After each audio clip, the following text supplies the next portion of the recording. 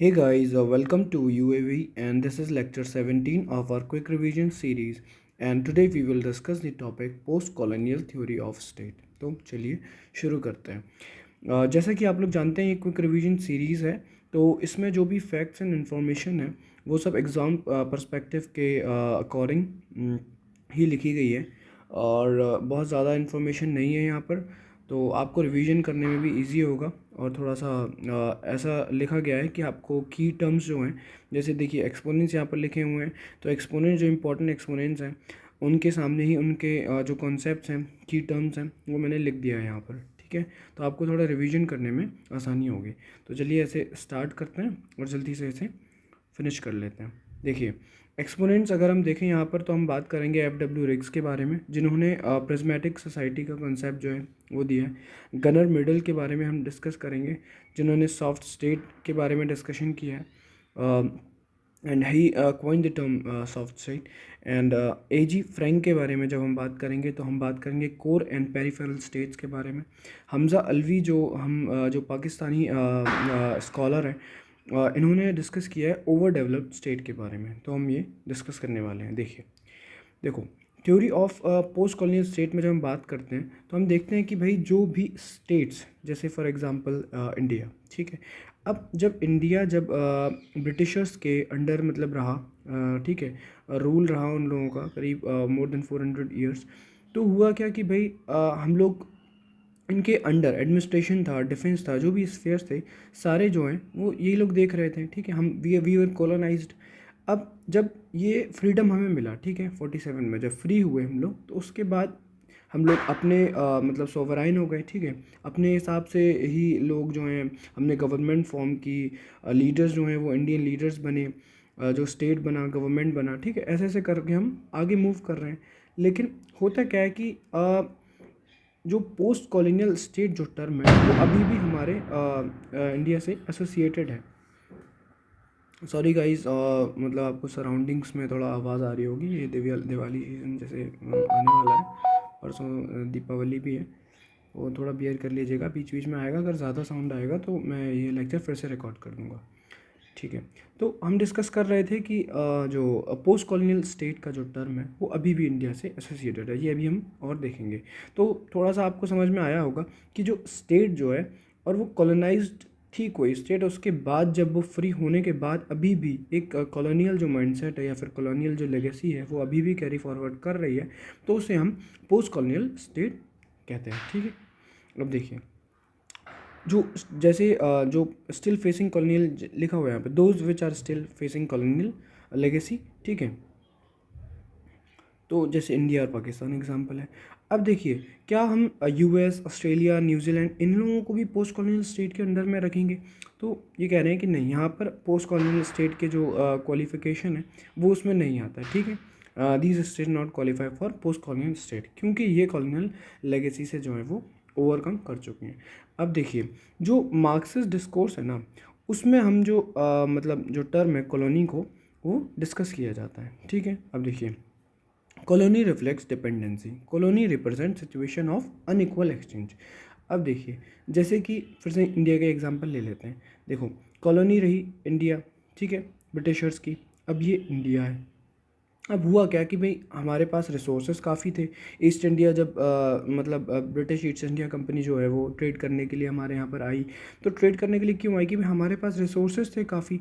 अब धीरे धीरे हुआ क्या कि जैसे हमने देखा कि बहुत सारे जो भी इंडियन जो किंग्स थे, ठीक है, जो इंडियन रूलर्स थे, जो लोकल रूलर्स थे, उनके बीच में जो फाइट्स हुई जो हम हिस्ट्री में पढ़ते हैं, उसके बाद फिर जब जो ब्रिटिशर्स हैं वो उन्होंने अपना एडमिनिस्ट्रेशन जो है वो यहाँ पर बहुत अच्छी तरह बना लिया।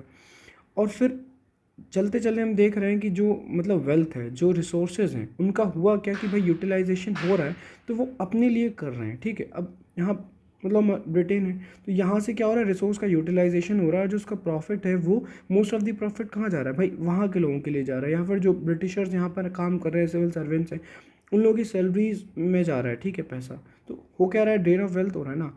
अब इसे हम बोल रहे हैं कि भाई अनइक्वल एक्सचेंज होता है ये, कि भाई जो लोग आए, कॉलोनाइज किया एक स्टेट को, तो वहाँ के रिसोर्सेज को वो यूटिलाइज कर रहे हैं लेकिन फॉर देयर ओन बेनिफिट, ठीक है। प्रॉफिट जो है वो अपने लिए ही मैक्सिमाइज कर रहे हैं वो लोग, जो लोगों को उन्हें, जो वहाँ के लोग हैं, जो इनपुट उन्हें उन्हें देना चाहिए जो, ठीक है ना, तो वो चीज़ नहीं मिल रही है। तो इसे बोल रहे हैं कि भाई ये सिचुएशन है अनइक्वल एक्सचेंज का। Colony represent situation of unequal exchange, ठीक है, ये समझ गए। अब देखिए, states in third world countries have been analyse by different perspective. तो जो थर्ड वर्ल्ड कंट्रीज़ हैं, तो थर्ड वर्ल्ड कंट्रीज़ में जो भी डेवलपिंग नेशंस हैं, तो इसमें जो स्टेट्स हैं वो डिफरेंट पर्सपेक्टिव के द्वारा एनालाइज की गई हैं। तो हमें डिस्कस करना है लिबरल पर्सपेक्टिव और मार्क्सिस्ट पर्सपेक्टिव, ये दो पर्सपेक्टिव हमें पढ़ना है और ये जो पोस्ट कॉलोनियल थ्योरी है वो ख़त्म हो जाएगी। अब देखिए, और फेमिनिस्ट पर्सपेक्टिव भी हम पढ़ेंगे, तो उसके लिए एक छोटा सा वीडियो जो है वो मैं इसके बाद में बना दूंगा। अभी इस वीडियो में हमें ये दो पढ़ने हैं। देखिए, लिबरल पर्सपेक्टिव में जो है, तो स्कॉलर्स जो हैं उन्होंने जो मेथोडोलॉजी अडॉप्ट की है वो है political development, political modernisation, political culture. अब यहाँ पर हम दो प्रोमिनेंट स्टडीज़ जो हैं लिबरल पर्सपेक्टिव की वो हम देखने वाले हैं। देखिए, पहला है प्रिज्मेटिक सोसाइटी, जो मैंने आपको बताया था स्टार्टिंग में, FW रिक्स के द्वारा जो दी गई है।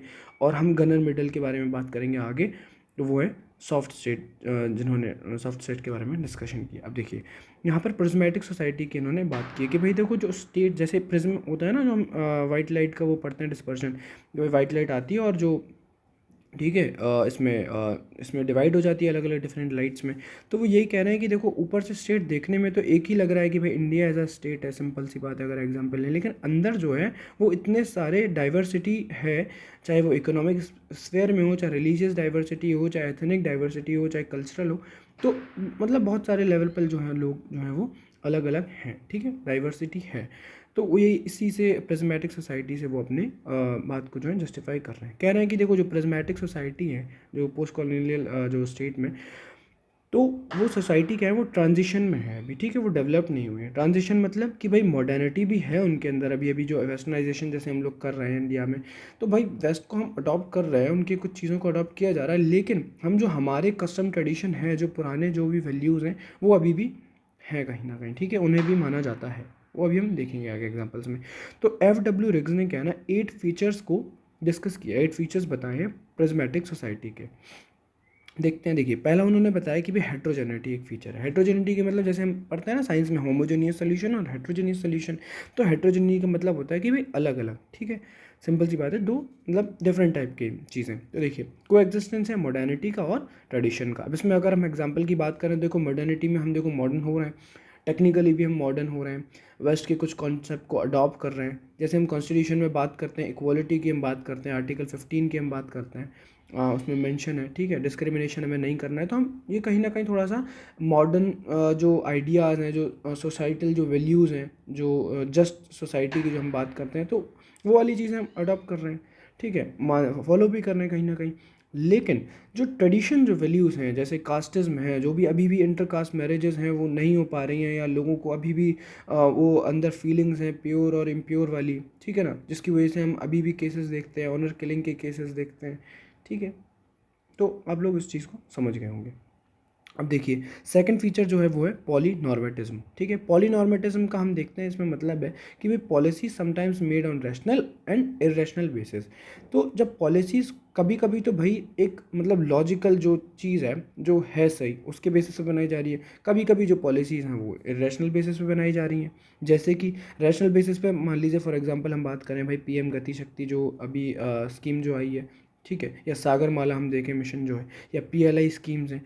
तो ये जो जो जो रैशनलाइज स्कीम, मतलब हम क्यों कह रहे हैं, देखिए गति शक्ति में क्या है कि भाई इकोनॉमिक डेवलपमेंट हो रहा है, डिफरेंट डिफरेंट जो सेक्टर्स हैं वो कह रहे हैं कि भाई आप लोग मतलब हमें लॉजिस्टिक कॉस्ट को कम करना है, ठीक है, तो हम सागर माला लेकर आ रहे हैं, या फिर जो हम पोर्ट्स को कनेक्ट कर रहे हैं, या गति शक्ति में हम डिफरेंट डिफरेंट सेक्टर्स को बोल रहे हैं कि भाई आपको डेवलपमेंट करना है और इंटीग्रेटेड डेवलपमेंट होगा। ये ऐसा नहीं कि भाई यहाँ पे ये एनवायरनमेंट सेक्टर अलग काम कर रहा है, रोड एंड ट्रांसपोर्ट वाला अलग काम कर रहा है, ठीक है, वो कह रहे हैं कि भाई इंटीग्रेटेड डेवलपमेंट होगा, एक साथ ही डेवलपमेंट हमें सब चीज़ लेके चलनी है, कि भाई एनवायरनमेंट में हमें क्या मतलब नुकसान होगा, या फिर जो भी चीज़ें हैं, वो ऐसा नहीं कि भाई एक ने काम कर दिया फिर बाद में उस चीज़ को याद आ रहा है कि अरे नहीं, यहाँ पे तो ये चीज़ नहीं होनी चाहिए थी, ठीक है। तो हम देख रहे हैं कि भाई ये ऐसे कुछ पॉलिसीज़ हैं जो रैशनल बेसिस पे बनाई गई हैं। कुछ पॉलिसीज़ जो हैं वो ऐसे इमोशनली ड्रिवन हो जाती हैं, मतलब जैसे हम इरेशनल बोल सकते हैं कि भाई रिसोर्स का जो है वो वेस्टेज हो रहा है, ठीक है, चाहे वो कैपिटल का वेस्टेज हो, कि जैसे बोल दिया जाता है कि भाई फेक प्रोमिस किए जाते हैं, फिर प्रोमिस ऐसे भी किए जाते हैं जो फुलफ़िल किए जाते हैं कि भाई आप लोग एक सर्टेन क्वालिफिकेशन आप कर लीजिए और उसके बाद आपको हम एक मटेरियलिस्टिक मतलब जो भी विम्स हैं वो उसके लिए उन लोगों को क्या मैनिपुलेट किया जाता है कि भाई हम आपको लैपटॉप्स देंगे, हम आपको ये सब चीज़ें प्रोवाइड करेंगे अगर हम आप हमें वोट देंगे तो ये सब कुछ पॉलिसीज़ हैं भाई। इसमें क्या वेस्टेज ही हो रहा है ना। अब लोग वहाँ पे यूटिलाइजेशन हो सकता है उसका नहीं कर पा रहे हैं प्रॉपर, और उस चीज़ को लेने के बाद भी, ठीक है, जो भी चीज़ें मिल रही हैं, तो यहाँ पर जो है वो पॉलीनॉर्मेटिज्म की बात हो रही है। अब देखिए थर्ड जो है वो पॉली कम्युनलिज्म है। कम्युनलिज्म जैसे हम जानते हैं कि भाई डिफरेंट जो फैक्शंस हैं रिलीजियस बेसिस पर, तो वो वहाँ पर जो है वो अभी भी लोग जो है वो मतलब इंटॉलरेंस है कहीं ना कहीं, ठीक है, मतलब है एक साथ ही, लेकिन डिफरेंट कम्युनिटीज़ जो है कोएग्जिस्ट कर रही हैं, लेकिन एट द सेम टाइम वो कहीं ना कहीं कुछ कम्युनिटीज़ जो माइनॉरिटीज़ हैं या फिर दूसरी कम्युनिटीज़ भी हैं, तो वो कहीं ना कहीं इनसिक्योरिटी है उनके मन में, ठीक है। अब देखो फोर्थ क्या है, इकोनॉमिक सिस्टम में बात कर रहे हैं वो कि भाई कैंटीन मॉडल जो है वो फॉलो किया जाता है। कह रहे हैं कि भाई for some people they are available at, मतलब जो भी चीज़ें हैं, जो भी इकोनॉमिक गुड्स हैं, तो वो कुछ लोगों को तो चीपर रेट्स पर मिल रहे हैं, कह रहे हैं कुछ लोगों को मार्केट रेट पर मिल रहा है। ऐसा क्यों? देखो जब कॉलोनियल मतलब जो पीरियड था उसमें हुआ क्या भाई, एक्सप्लॉइटेशन हुआ पुअर का, तो रिच और पुअर के बीच में क्या हुआ भाई, गैप हो गया ज़्यादा। अब जब गैप जो है वो ज़्यादा हो गया तो स्टेट ने क्या किया भाई, मतलब वेलफेयर स्टेट बना। तो लोग स्टेट क्या है कि भाई गरीब लोगों के लिए मतलब वेलफेयर के लिए काम कर रही है, वल्नरेबल सेक्शन को अपलिफ्टमेंट करने के लिए पॉलिसीज़ ला रही है, जैसे टीपीडीएस है या प्रधानमंत्री गरीब कल्याण योजना है। तो ये सब चीज़ें हो रही हैं। तो कह रहे हैं भाई देखो अभी अभी भी ऐसे ऐसे मतलब सिस्टम है कि भाई कुछ लोगों को तो हम दे रहे हैं कि भाई 5 रुपये किलो या फिर 4 रुपये 2 रुपीज़ पर केजी, मतलब ऐसे करके हम बोल रहे हैं कि भाई वीट प्रोवाइड होगा, और जो नॉर्मल जो लोग हैं उन्हें वही रेट चल रहा है। तो कह रहे हैं भाई अलग अलग लोगों को जो है वो, कुछ लोगों को चीपर रेट्स में मिल रहा है, कुछ लोगों को मार्केट रेट में मिल रहा है। तो ये क्या है, इकोनॉमिक सिस्टम जो है वो कैंटीन मॉडल वाला है। फिफ्थ हम देख लें भाई, इसमें फॉर्मलिज्म की बात हो रही है। फॉर्मलिज्म में क्या है कि भाई थ्योरी और प्रैक्टिस में क्या है अभी भी डिफरेंस है, कि भाई बोला कुछ जाता है, प्रोमिस किए जाते हैं कि भाई हम आपको जब मतलब सरकार बनने से पहले या प्रोमिस किए जाते हैं कि हम ये कर देंगे, हम जॉब्स देंगे या जो भी चीज़ें, और जो प्रैक्टिस है वो मतलब उस लेवल पे नहीं हो पाता है, उसे इम्प्लीमेंटेशन उसका नहीं है। जैसे हमने हना अरेंड के बारे में पढ़ा था, तो उनका भी मेन कंसर्न क्या था, उन्होंने बताया था कि भाई जो स्पीच और जो मेन जो प्रैक्टिकल वो है, उस चीज़ में क्या है डिफरेंस है, लोग बोलते कुछ है और जो कर नहीं रहे हैं, ठीक है ना। अब देखिए तो पॉलिसीज डज नॉट कंसिडर, जो पॉलिसीज जो बनाई जाती हैं तो वो जो रियल इश्यूज़ हैं लोगों के, उन लोगों को उन्हें कंसिडर नहीं किया जाता है। लोग अपना सिर्फ जीतने के लिए प्रोमिस कर रहे हैं और उन्हें भी फुलफ़िल नहीं कर पा रहे हैं, ठीक है। सिक्स्थ हम देख रहे हैं कि भाई एडमिनिस्ट्रेशन सिस्टम की बात कर रहे हैं। कह रहे हैं देखो for some people rules will matter, for some people family community consideration will also matter. यहाँ पर नेपोटिज्म की एक तरीके से बात की जा रही है कि देखो एडमिनिस्ट्रेशन सिस्टम में जब तक कि देखो आपका कोई फैमिली या फिर किसी का जो आसपास का जो हार्म नहीं हो रहा है, तब तक तो आप कह रहे हो रूल्स हैं भाई, मैंडेटरी हैं। यहाँ पर आपको लगे कि भाई हमारी फैमिली वो करने लगी है, हार्म हो रही है, या फिर इससे कोई दिक्कत हो रही है फैमिली को, कम्युनिटी को, एक स्पेसिफिक कोई आपका जो फेवर मतलब है आपकी फेवरेबल कम्युनिटी, उसे दिक्कत हो रही है, तो वहाँ पर आप लोग मतलब बायस हो जाएगा आदमी, ठीक है, एडमिनिस्ट्रेशन है वो, ठीक है। तो यहाँ पर नेपोटिज्म की बात हो रही है। तो सेवन्थ क्या है, फंक्शनल ओवरलैप है। फंक्शनल ओवरलैप में क्या है कि absence of functional specialisation in most of the countries, there has been involvement of military and civil administration. जैसे कि हम एग्जांपल लें भाई पाकिस्तान का, तो वहाँ पर हम देख रहे हैं कि भाई अनस्टेबिलिटी इतनी ज़्यादा है कि अभी तक आप देखो कि भाई मुश्किल ही है कि शायद ही कोई गवर्नमेंट जो है वो अपना टर्म पूरा कर पाई हो। कहीं ना कहीं भाई वो मिलिट्री कूप जो है वो हो जाता है, ठीक है। सिविल गवर्नमेंट जो मतलब जो मिलिट्री है वो जो है इंटरवीन कर देती है। तो यहाँ पर क्या है, वो फंक्शनैलिटी ओवरलैप है। तो जो सिविल और जो मिलिट्री है उनके बीच में जो है वो बैलेंस नहीं है, ठीक है, कोऑर्डिनेशन नहीं है। म्यांमार में भी देखिए मिलिट्री इन्वॉल्वमेंट हमने देखा जैसे अभी रिसेंटली। फिफ्थ एट्थ ये बात कर रहे हैं अचीवमेंट नॉर्म्स की। अचीवमेंट नॉर्म्स में कह रहे हैं कि देखो कुछ लोगों को तो भाई चीज़ें मिल जाती हैं मेरिट पे बेसिस पे, कुछ लोगों को मिलती हैं भाई बर्थ के बेसिस पे। जैसे कि अब भाई कोई रिच है, ठीक है, रिच फैमिली में बॉर्न हुआ है, तो भाई उसे क्या है कि कहते हैं ना सिल्वर स्पून के साथ मतलब जो पैदा हो रहा है, तो उसे भाई इतनी मेहनत करने की ज़रूरत नहीं है, और वो कहीं ना कहीं बड़ी इंस्टीट्यूशन या ऑर्गेनाइजेशन में उसे एक अच्छी पोस्ट मिल जाएगी, ठीक है। जैसे आप लोग खुद ही देखते होंगे एग्जांपल। और मेरिट के बेसिस पर हम देखें भाई, कुछ लोगों को मेहनत करनी पड़ रही है, ठीक है ना, जैसे यूपीएससी एस्पिरेंट्स हैं। अब बर्थ के बेसिस पर हमने एक देख लिया कि भाई रिच क्लास में जो कुछ हो रहा है, कुछ हम देख रहे हैं कि भाई बर्थ के बेसिस पर जो कुछ गरीब भी है, ठीक है ना। कास्ट में एक डिफरेंट कास्ट में अगर किसी का जन्म हो जा रहा है तो उसे लोग मतलब सेग्रीगेट कर रहे हैं, एक तरीके से डिफरेंशिएशन, मतलब वहाँ पे डिस्क्रिमिनेशन हो रहा है। तो ये सब जो है वो अचीवमेंट नॉर्म्स के बारे में डिस्कशन हो रहा है। तो हमने क्या 8 फीचर्स देख लिए हैं, ठीक है ना, प्रिज्मेटिक सोसाइटी के अंदर पोस्ट कॉलोनियल स्टेट में, जो हम लिबरल पर्सपेक्टिव देख रहे थे, जो एफ.डब्ल्यू. रिग्स ने दिया था। तो हमने देखा हेट्रोजेनिटी, हमने देखा पॉलीनॉर्मेटिज्म, हमने देखा poly communalism, economic system, formalism, administrative system, functional overlap and achievement norms, ठीक है। तो यहाँ पर एफ.डब्ल्यू. रिग्स का जो लिबरल पर्सपेक्टिव है प्रिज्मेटिक सोसाइटी का, वो एंड होता है। अब हम बात करते हैं सॉफ्ट स्टेट की, जो गनर मिडल ने दिया है, ठीक है। तो उनकी बुक है एशियन ड्रामा, उसमें वो सॉफ्ट स्टेट का जो टर्म है वो यूज़ करते हैं इंडिया के लिए, ठीक है।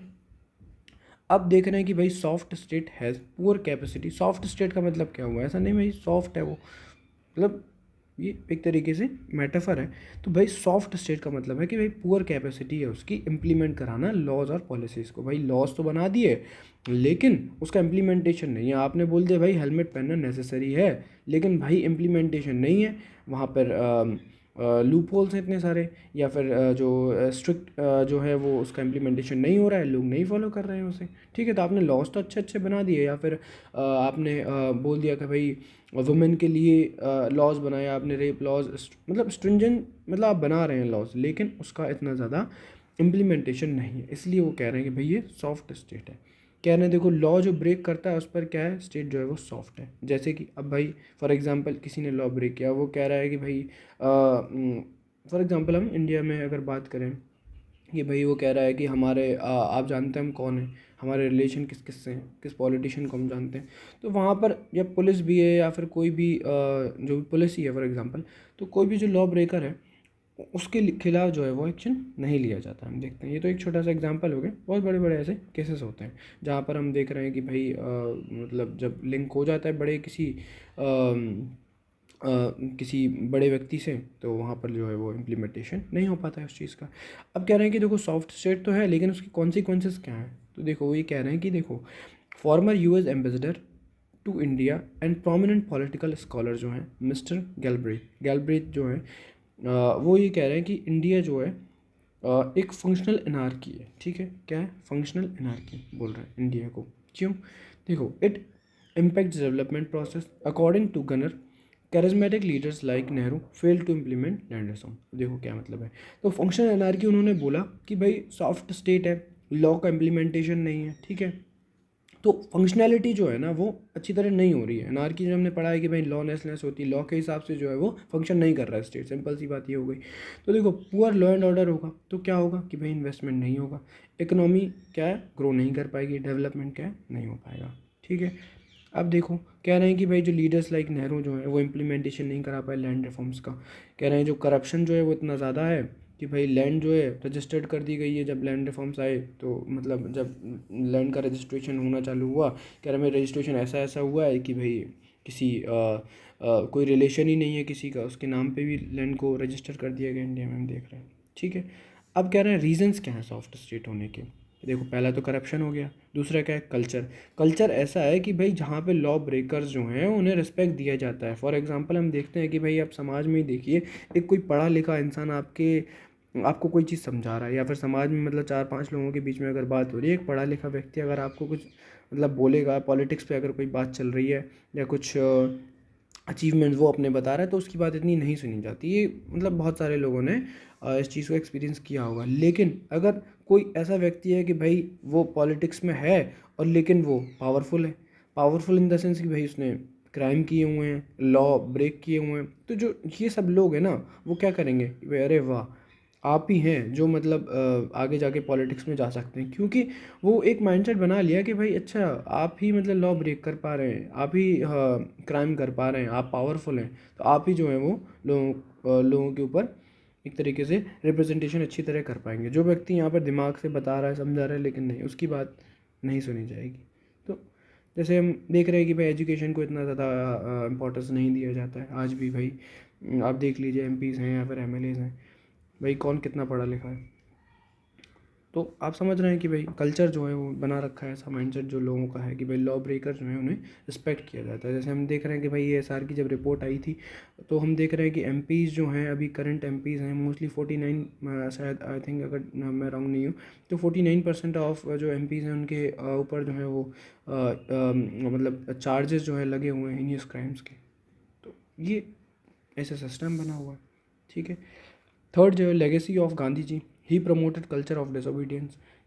अब गांधी जी को मतलब आप कहेंगे भाई गांधी जी कहाँ से आ गए, तो देखिए लेगेसी ऑफ गांधी जी क्या है कि भाई गांधी जी ने बोला है कि अगर भाई आपको लग रहा है कि लॉज जो हैं रूल्स हैं वो आपके हिसाब से नहीं बनाए गए हैं, तो आप क्या है धरना दीजिए, ठीक है, आप सिविल डिसोबीडियंस करिए, आप बोलिए सरकार के खिलाफ जाइए। तो इस जो ये मतलब कल्चर जो है इसकी वजह से होता क्या है कि भाई सरकार जब इम्प्लीमेंट कराना चाह रही है कोई लॉज सही, तो लोग क्या करते हैं, विरोध करते हैं उस चीज़ का, ठीक है, उस चीज़ को रिस्ट्रिक्ट करते हैं कि भाई नहीं, हम नहीं मानेंगे इस चीज़ को, हम हमारे हिसाब से नहीं है। अभी हमने देखा कि भाई फार्म लॉज आए, अब जो भाई लोग होंगे एक्चुअल में समझदारों ने मतलब ऐसा नहीं कहना चाहिए, लेकिन ठीक है सबका अपना पर्सपेक्टिव है। तो अब जब नहीं लगा कि भाई वो सही है तो लोगों ने किया और वो रिपील भी हो गया एट द एंड, ठीक है। तो सही भी है गलत भी है।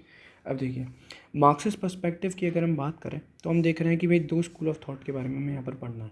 एक है इंस्ट्रूमेंटल स्कूल, जिसे हम डिपेंडेंसी स्कूल के नाम से भी जानते हैं, ठीक है। अब यहाँ पर एक्सपोनेंट जो हमें पढ़ने एजी Frank, Sameer Amini and Emmanuel वॉलस्ट्रीन, ठीक है। देखिए dependency school is influenced by लेनिन्स analysis of imperialism. Dependency school is developed by scholar of third world countries primarily from Latin America, Middle East, Africa. According to these scholars, colonialism has ended but neo-colonialism is continuing. तो कह रहे हैं कि भाई देखो colonialism है वो तो एंड हो गया, लेकिन अभी उसका दूसरा फॉर्म जो है न्यू कॉलोनियलिज्म जो है वो अभी आ गया है। अब देखिए इन स्कॉलर के अकॉर्डिंग क्या है कि जो स्टेट हैं अभी, जो पोस्ट कॉलोनियल जो स्टेट हैं वो क्या है, बुर्जुआ क्लास के जो हैं वो इंस्ट्रूमेंट हैं, ठीक है। कि मतलब जो कैपिटलिस्ट क्लास है, जो बड़ी वेस्टर्न कंट्रीज़ की जो बुर्जुआ क्लास है, कैपिटलिस्ट क्लास है, वही रन कर रही है अभी जो पोस्ट कॉलोनियल स्टेट्स को, ठीक है ना। अभी भी उनकी डिपेंडेंसी इतनी ज़्यादा है वहाँ पर उन लोगों के ऊपर, ठीक है, डेवलप्ड स्टेट्स जो हैं उनके ऊपर। तो अब इस चीज़ को जस्टिफाई करने के लिए उन्होंने कॉन्सेप्ट दिया है, जैसे एजी फ्रैंक के बारे में हम डिस्कस करते हैं, वो कॉन्सेप्ट दिया है कि भाई कोर और पेरीफेरी स्टेट्स के बारे में वो डिस्कस करते हैं। कुछ वो कह रहे हैं कोर स्टेट्स होती हैं, कुछ होती हैं पेरीफेरी स्टेट्स। तो हुआ क्या भाई, कोर और पेरीफेरी स्टेट, जैसे मान लीजिए भाई एक कोई कोर स्टेट है कि भाई ये है एक तरीके से बुर्जुआ क्लास, मतलब एक आप मान लीजिए, ठीक है, कैपिटलिस्ट क्लास, इसमें सब चीज़ डेवलप्ड है। और ये फॉर एग्जांपल ब्रिटेन ले लीजिए, अब इन्होंने क्या कॉलोनाइज़ किया लोगों को, कितना ज़्यादा किया है। अब जो आसपास की जो मतलब एक तरीके से पेरीफेरल स्टेट हैं, जो स्मॉल स्टेट्स हैं, ठीक है, इतनी पावरफुल नहीं है, जो डेवलपिंग अभी हैं, ठीक है, तो ये क्या है, डिपेंडेंट है कोर पर। अब जब इनका एक तरीके से ट्रेड भी अगर इनके बीच में हो रहा है, इकोनॉमिक उसमें हम देखें इकोनॉमिक्स में, तो क्या अनइक्वल एक्सचेंज होता है यहाँ पर। ये लोग ज़्यादा फ़ायदे में होते हैं कोर, और यहाँ पर इन लोगों को होता है कम फ़ायदा। तो होता है क्या है कि भाई अनइक्वल एक्सचेंज की वजह से अनइवन डेवलपमेंट होता है। ऐसा नहीं है कि भाई जो जिस हिसाब से कोर का डेवलपमेंट हो रहा है उसी हिसाब से पेरीफेरी का हो रहा है, नहीं, यहाँ पर कोर का डेवलपमेंट होता है ज़्यादा। और एक एजी फ्रैंक ने मतलब टर्म यूज़ किया है, वो कह रहे हैं कि भाई पेरीफेरी का जो है ना डेवलपमेंट तो हो रहा है, लेकिन हो क्या रहा है, अंडर डेवलपमेंट का डेवलपमेंट हो रहा है। जो पुअर है वो और पुअर होता जा रहा है, जो रिच है वो और रिच होता जा रहा है, जो गैप है वो बढ़ता जा रहा है, ठीक है, इन दोनों के बीच में, रिच और पुअर के बीच में। अब देखो कह रहे हैं भाई इस पर्सपेक्टिव के हिसाब से जो prosperity in north is linked with poverty of south. देखो एक यहाँ पर मतलब कॉन्सेप्ट है कि जैसे फॉर एग्जांपल अब नॉर्थ वाली स्टेट्स हैं, ठीक है, जो भी हम देख रहे हैं कि भाई नॉर्दर्न हेमिस्फीयर में जो भी स्टेट्स हैं मोस्टली डेवलप्ड हैं, ठीक है। जैसे यूरोपियन आप कंट्रीज़ को देख लो, यूके को देख लो, यूएस को देख लो, कैलिफोर्निया, ठीक है, कनाडा। तो जो भी ये ऊपर स्टेट्स हैं नॉर्थ में वो क्या है, डेवलप्ड एक तरीके से अगर हम वेस्ट में बात करें, और जो थर्ड वर्ल्ड नेशन की अगर हम बात कर रहे हैं साउथ में अगर चले जाएँ तो डेवलपिंग स्टेट्स हैं। अब वो ये कह रहे हैं कि भाई जो जो रिसोर्सफुल रीजन भी है, फॉर एग्जांपल अगर हम अफ्रीका की बात करें तो कह रहे हैं भाई ये रिसोर्सफुल तो है। अब रिसोर्सफुल होने के बाद भी ये ऐसा नहीं है कि भाई अगर आपके पास रिसोर्सेज हैं बहुत अच्छे अच्छे तो आप हो गए, आप स्ट्रांग हो गए, आप रिच हो गए, ऐसा नहीं है। कह रहे हैं कि भाई जो नॉर्थ है या जो कैपिटलिस्ट क्लास है वो यूज़ कर रही है, जब वो यूज़ करेगी, जब वो बताएगी कि भाई आपको डेवलप होना है कि नहीं होना है, तभी आदमी जो मतलब जो भी रीजन है वो डेवलप हो पाएगा। क्यों? क्योंकि भाई इनके पास क्या है, पावर ज़्यादा है, ठीक है। अब पावर ज़्यादा है, ये लोग डेवलप्ड हैं, पैसा है, सब चीज़ें। तो यहाँ पर जब रिसोर्सेज की जो एक्सट्रैक्शन की बात आती है ना, जब कि भाई हमें यहाँ से रिसोर्सेज चाहिए, तो ये लोग ही डिसाइड करते हैं उसका प्राइस कि हम इससे ज़्यादा नहीं देंगे हम आपको, ठीक है, हम रिसोर्सेज ले रहे हैं यहाँ से। और यहाँ पर डेवलपमेंट भी उस हिसाब से नहीं हो रहा है। अब इसका एक रीज़न समझिए आप, जब यहाँ पर हम डेवलपमेंट कर देंगे ना तो ये लोग भी एम्पावर हो जाएंगे, जब ये लोग हो जाएंगे तो भाई इन लोगों की जो हेजेमनी है वो डाउन होगी ना। तो यही सिंपल सा एक कॉन्सेप्ट है, ठीक है। अब देखिए, एक सेकेंड। अब देखो, पॉवर्टी कह रहे हैं कि भाई रिलेटिव होती है, जैसे कि अब एक कोई बड़ा रिच है तो दूसरा तभी तो, मतलब जब राज ज़्यादा रिच है तो गरीब होगा, ठीक है। मतलब रिलेटिव इन द सेंस कि भाई एक एक के पास है 100 रुपये, जब एक के पास 1000 होंगे तभी तो पता चलेगा ना कि भाई ये गरीब है, ऐसे करके, ठीक है। कह रहे हैं कि भाई रिसोर्स का जो मैनेजमेंट है नॉर्थ में जो है, जो मैंने आपको समझाया वो है डेवलप ज़्यादा, ठीक है। वही चीज़ मैंने आपको समझाई कि बिग कॉर्पोरेट जो है और कैपिटलिस्ट क्लास है डिसाइड करती है कि भाई रिसोर्सेज का कैसे यूटिलाइजेशन होगा, हम कैसे रिसोर्स को यूटिलाइजेशन करेंगे, ठीक है। साउथ में कह रहे हैं कि भाई देखो कॉलोनाइज जो है रही कॉलोनीज, जो भी कैपिटलिस्ट क्लास थी उनकी जो कॉलोनीज जो रहीं, तो उनका रिसोर्स का जो यूटिलाइजेशन हुआ है वो उन्हीं के, जो मैंने अभी आपको स्टार्टिंग में बताया था कि भाई वो प्रॉफिट को मैक्सिमाइज़ कर रहे हैं, वो अपने प्रॉफिट को मैक्सिमाइज़ कर रहे हैं, जो लेकिन जिस स्टेट को आपने कॉलोनी बनाया है उससे तो आप रिसोर्स को क्या कर रहे हो, ड्रेन कर रहे हो, ठीक है। अब देखिए, according to these scholar regimes in these countries are puppet regime. कह रहे हैं कि जो रिजीम्स हैं, जो भी गवर्नमेंट है यहाँ पर सिस्टम है, वो कह रहे हैं कि भाई ये पपेट रिजीम है, ये अपने हिसाब से काम नहीं करती हैं, वो काम करती हैं किसके हिसाब से, जो डेवलप्ड नेशन हैं, ठीक है, जो भी जिन्होंने मतलब कॉलोनाइज किया है उनके हिसाब से, ठीक है। बुर्जुआ क्लास जो है, ठीक है, कह रहे हैं जो बुर्जुआज हैं ऑफ कोर कंट्रीज़ उनके जो हैं पपेट रिजीम है, ठीक है। क्यों? क्योंकि देखो पुअर कंट्रीज जो हैं वो इकोनॉमिकली क्या है, डेवलप्ड कंट्रीज़ पे ज़्यादा डिपेंडेंट है। अब देखिए, जैसे मैंने आपको बताया कि भाई रिसोर्स होने की वजह से ऐसा नहीं है कि भाई आप रिच हो गए। अब इंडिया में अगर हम बात करें, भाई झारखंड रीजन है, उड़ीसा जो कुछ रीजन्स हैं, तो इसमें कितना ज़्यादा रिसोर्सेज हैं, कितने ज़्यादा आपको मेटल्स मिल जाएंगे, अलग अलग टाइप के रिसोर्सेज मिल जाएंगे, तो क्या भाई ये हो गया डेवलप हो गया? ऐसा नहीं है। तो ठीक है, अब देखो ये सब चीज़ें क्या है कि भाई कॉरपोरेट जो चाहता है कि भाई किस हिसाब से किस रीजन को डेवलप करना है, कहाँ पर क्या बनाना है, वो उनके हिसाब से चल रहा है, ठीक है। वो रिसोर्सेज का यूटिलाइजेशन करते हैं अपने बेटरमेंट के लिए, ठीक है। ये सिर्फ आपको सिर्फ समझने वाली चीज़ है कि आपको समझ में आ जाए कि कैसे कोर और पेरिफेरी के बीच में क्या है कि रिलेशन क्या है, और कैसे डेवलपमेंट हो रहा है अंडर डेवलपमेंट का पेरिफेरी जो स्टेट है, ठीक है। ये आपको लिखना नहीं है, ये सब चीज़ें सिर्फ समझने वाली हैं, ठीक है। सेकंड हम देख लेते हैं स्ट्रक्चरलिस्ट स्कूल का, ठीक है। अब स्ट्रक्चरल स्कूल में हम देखेंगे कि स्कॉलर है एक पाकिस्तानी स्कॉलर हमज़ा अलवी, ठीक है। तो इन्होंने ओवर डेवलप्ड स्टेट जो है वो उसका कॉन्सेप्ट दिया है। तो अभी आप समझ जाएंगे जल्दी से कि भाई ओवर डेवलप्ड स्टेट होती क्या है। तो इन्होंने एनालाइज़ किया है state of Pakistan also applicable to South Asian countries. तो जो इन्होंने एनालाइज़ किया ना, एनालिसिस किया है पाकिस्तान का, तो जिनका एनालिसिस है वो जो साउथ एशियन कुछ कंट्रीज़ हैं जैसे इंडिया, बांग्लादेश, उन पर भी लागू हो रहा है उनका जो एनालिसिस है, ठीक है। अब देखो, जो हमने कार्ल मार्क्स का बोनापार्टिज्म जो अभी मतलब डिस्कस किया था, ठीक है, तो वो उसी के नियर कहीं ना कहीं ये थ्योरी जो है वो आ जा रही है। कह रहे हैं कि देखो बोनापार्टिज्म में जब हमने बात की कि भाई स्ट्रॉन्ग एग्जीक्यूटिव, ठीक है, ओवर डेवलप स्टेट जो है वो ऑल्सो रिफ्लेक्ट स्ट्रॉन्ग एग्जीक्यूटिव, ये भी ओवर डेवलप जो स्टेट है वो रिफ्लेक्ट कर रही हैं स्ट्रॉन्ग एग्जीक्यूटिव को। जैसे कि हम देख रहे हैं बिफोर, अगर हम इंडिपेंडेंस के पहले की बात करें तो जो स्टेट जो थी in colonies was instrument of core countries, ठीक है भाई, कि जब आज़ादी नहीं मिली तो स्टेट जो था वो कॉलोनीज था, ठीक है।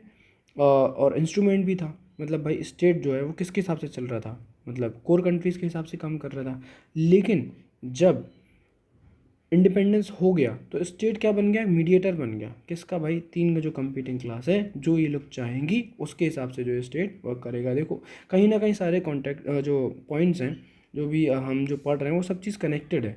जैसे हमने पढ़ा कि भाई कार्ल मार्क्स ने बोला कि भाई जो स्टेट है वो क्या एग्जीक्यूटिव कमेटी है बोर्जुआ क्लास की, जो हम पढ़ते आ रहे हैं अभी तक। तो वही चीज़ देखो यहाँ पर भी आ गई, जो स्ट्रक्चर हम स्कूल में बात कर रहे हैं कि भाई स्टेट क्या है, एक मीडिएटर है। किसका, तीन कंपीटिंग क्लास का। देखो मेट्रोपॉलिटन बुर्जुआज हैं, इंडिजीनियस बुर्जुआज हैं, लैंडेड फ्यूडल क्लास है। तो मेट्रोपॉलिटन में अगर हम बात करें इंडियन, अगर हम कॉन्टेक्स्ट में देखें तो देखो जैसे बॉम्बे, मद्रास, कलकत्ता, तो यहाँ पर जो बड़े बड़े मेट्रोपॉलिटन जो सिटीज़ हैं, तो यहाँ पर क्या बिग कॉरपोरेट्स हैं जो कि ड्राइव कर रहे हैं कहीं ना कहीं स्टेट की पॉलिसीज़ को। फिर इंडिजीनियस बुर्जुआज में हम देखते हैं कि भाई जो लोकल कॉरपोरेट्स हैं, और लैंडेड जो क्लास है, ठीक है, फ्यूडल क्लास हम देख रहे हैं। अब देखो बात करते हैं भाई ओवर डेवलप्ड स्टेट क्या होगा। भाई ऐसा क्या होगा कि भाई स्टेट जो है वो ज़्यादा ही डेवलप हो गई। कैसे, अब ये भी रिलेटिव जो कॉन्सेप्ट होता है ना, रिलेटिविटी वाला, उससे हम समझते हैं। देखो वेस्ट में क्या हुआ कि जब स्टेट जो है वो इवॉल्व हुई है धीरे धीरे करके, ठीक है, एवोल्यूशन हुआ है उसका, तब जाके जो है वो स्टेट बनी है। पीपल क्या है, पहले रैशनलाइज हुए हैं, तब जाके स्टेट बनाई गई है। ऐसा नहीं है स्टेट जो है वो थोप दी गई डायरेक्ट लोगों के ऊपर, ठीक है। अभी इसे समझते हैं। देखो जैसे एग्जांपल हम लेते हैं यूरोप का। यूरोप में क्या हुआ, जैसे अब जो भी लेकिनाज हुए एडमिनिस्ट्रेटिव सिस्टम में, जो भी अनस्टेबिलिटी आई, अब जो भी सिस्टम जो ख़राब हो रहा था, तो पीपल ने क्या किया, डिमांड किया कि भाई ये जो खराबियाँ हैं सोसाइटल लेवल पर, उसे हमें सही करना है। वरना इक्वालिटी जो है, उन्होंने मान लो डिमांड किया कि भाई इक्वालिटी हमें चाहिए, एगलिटेरियन एक सोसाइटी चाहिए। अब एगलिटेरियन सोसाइटी के लिए उन्होंने क्या कहा, भाई रूल ऑफ लॉ आना चाहिए। रूल ऑफ लॉ आएगा और फिर स्टेट क्या है उसे फॉलो करेगी। स्टेट बनी रूल ऑफ लॉ के हिसाब से, कॉन्स्टिट्यूशन के हिसाब से, ठीक है ना। लोग क्योंकि कह रहे हैं ना यहाँ पे, लोग जागरूक हुए पहले। तो जब स्टेट ने क्या किया, रूल ऑफ लॉ जो फॉलो कर रहा है, इसका मतलब जो है क्या है, प्रोपोर्शनल डेवलपमेंट। प्रोपोर्शनल डेवलपमेंट जो है वो स्टेट फॉलो करेगी, ठीक है।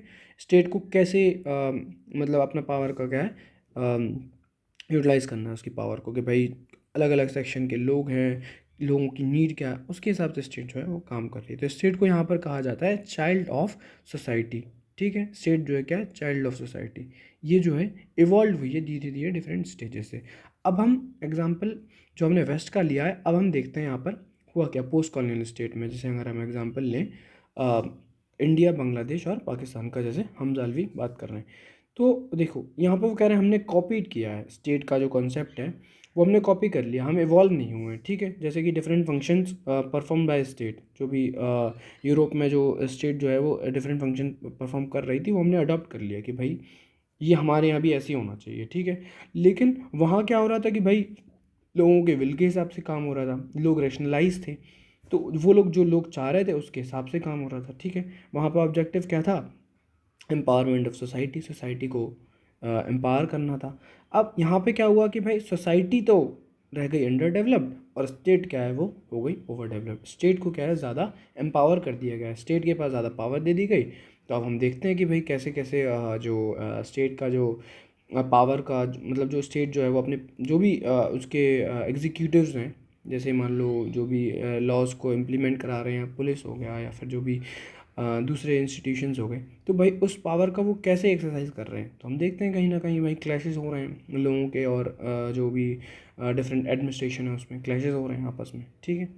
तो अब इससे हम कंक्लूजन क्या देखें कि भाई जहाँ पे पीपल जो हैं ज़्यादा डेवलप्ड होंगे, वहाँ पर जो है वो इंस्टीट्यूशन, क्योंकि बनाया तो उन्होंने है ना इंस्टीट्यूशन, तो वो उस इसी चीज़ को वैल्यू भी करेंगे। वैल्यू करेंगे तो क्या है भाई, वहाँ पे अकाउंटेबिलिटी और ट्रांसपेरेंसी भी ज़्यादा ही होगी ना, कि भाई हमने ही बनाया, हमें पता है कि भाई हमने इनसे ये काम के लिए बोला था, अब ये कर रहे हैं कि नहीं कर रहे हैं स्टेट के जो इंस्टीट्यूशंस हैं, तो उनकी अकाउंटेबिलिटी भी है कि भाई हमें करना है, और ट्रांसपेरेंसी भी रहेगी क्योंकि भाई लोग जागरूक हैं, लोगों को पता है कि भाई कैसे काम होना चाहिए और कैसे नहीं हो रहा है, ठीक है ना। अब देखिए, लेकिन ये केस इंडिया, पाकिस्तान और बांग्लादेश के साथ में नहीं है, क्योंकि देखो कॉलोनी रहे हम लोग ब्रिटिशर्स की बहुत टाइम तक। तो पीपल का क्या है कि माइंडसेट जो है वो ऐसा बन गया है कि भाई बस फॉलो करो, जो जो इंस्टीट्यूशन जो स्टेट बोल रहा है, जो भी जो हमारे ऊपर रूल कर रहा है उसे फॉलो करो, ब्लाइंडली फॉलो करो, ठीक है ना। तो हम देख रहे हैं कि भाई लोग जो हैं वो रैशनलाइज तो थे नहीं इतने ज़्यादा, डरे हुए थे। भाई गवर्नमेंट जो बोल दे, पुलिस जो बोल दे, जिसको अंदर डाल दे, भाई शांति से सुनना है, करना है, इतना ज़्यादा नहीं है। तो अभी भी हम कहीं ना कहीं उस चीज़ का जो इम्पैक्ट है वो देख रहे हैं कि भाई आर्बिट्री जो यूज़ होता है पावर का पुलिस के द्वारा, तो अ, अब जो गरीब है, जो नहीं है इतना पावरफुल, वो नहीं कर पा रहा है अगेंस्ट में, मतलब कोई भी एक्शन नहीं ले पा रहा है, वो सप्रेस किया जा रहा है, ठीक है, क्वेश्चन नहीं कर पा रहा है। लेकिन ये जो केस है वो वेस्टर्न डेवलप्ड कंट्रीज़ में इतना ज़्यादा नहीं देखने को मिलता है। स्टेट के जो पावर हैं और जो सोसाइटी के राइट्स हैं वो क्या है, प्रॉपर एक बैलेंस वे में चलते हैं, ठीक है। स्टेट को क्या पावर का कैसे एक्सरसाइज करना है और सोसाइटी के क्या राइट्स हैं, वो सब चीज़ बैलेंस होना बहुत ज़्यादा ज़रूरी है। तो यहाँ पर हमजा अलवी ने बात की कि भाई ओवर डेवलप जो है वो स्टेट हो चुकी है, ठीक है, हमने यहाँ पर देख लिया है, हमने हमजा अलवी का देख लिया है कॉन्सेप्ट ओवर डेवलप स्टेट का स्ट्रक्चर स्कूल में, ठीक है गाइस। तो यहाँ पर एक पोस्ट कॉलोनियल थ्योरी जो है स्टेट की ख़त्म होती है। और थैंक यू गाइस। और आपको लेक्चर अगर अच्छा लग रहा है क्विक रिवीजन सीरीज़ का तो लाइक करिए, शेयर करिए और सब्सक्राइब करिए। और मेरे जो पुराने लेक्चर्स हैं वेस्टर्न पॉलिटिकल थॉट मैंने पूरा कवर कर दिया, और यहाँ पर हमारा थ्योरी ऑफ स्टेट्स जो है वो भी लगभग कंप्लीट हो जाएगा। एक फेमिनिस्ट जो पर्सपेक्टिव है उसका 10-12 मिनट का वीडियो रहेगा जो मैं इसके बाद डाल दूँगा। Okay guys, thank you.